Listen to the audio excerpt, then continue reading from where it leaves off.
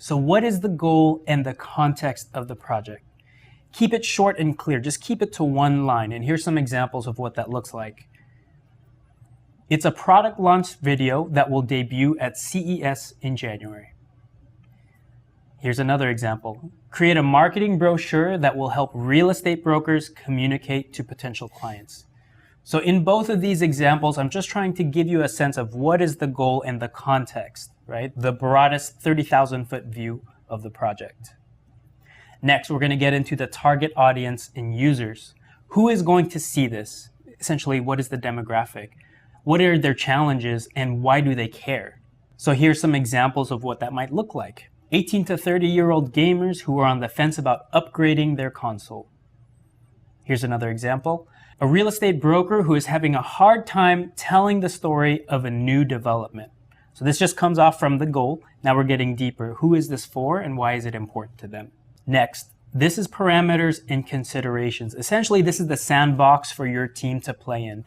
All solutions that are created within the sandbox are valid. So there's a little bit of room for interpretation, but there are many limits that are defined here so that my team can be the most creative. With creative parameters and considerations, when you're getting this and downloading this from the clients, you have to be very careful of vague words. You got to make sure that the words you're using in your document are simple but very clear and just not too boxed in. So let me give you some examples. So these are creative parameters that I've put in my briefs. Explore themes of light and shadows. Showcase the different surface materials of the product. Explore the use of visual containers for imagery. So these things, it's like there's a very defined kind of space for one of my designers or creatives to play in, but it's not so boxed in that there could only be one solution. Next, let's talk about checklists. Checklists are very binary do's and don'ts. These are just mandates for the project. So, for example, you have to use the brand color red and do not use the competitor's color green. That is a mandate. Feature the logo twice, right? So these are mandates. These are things that just have to happen, and they're completely binary. It's kind of like what should we put on the packaging? Right. The government FDA label, the barcode. These are the tactical things that belong on this thing. Right. There's checklists. There's no way skirting around that, right? Those are things that just have to be in there. Right. Okay. So then I also like to add a section in my creative briefs for additional references. Sometimes I refer to other documents, like that 160-page strategy document, if somebody wants to read in more. Or I'll highlight other maybe video or website references if I feel like it's going to help add a little bit of color and detail in terms of painting what this could be, right? So I just add these in as links into the creative brief. Next, I put in the milestone, all the important dates to hit for this project. This includes project delivery, client postings, and then overall project phases and rounds of revisions that we go through. And you can pull these from the increments that you've established during onboarding.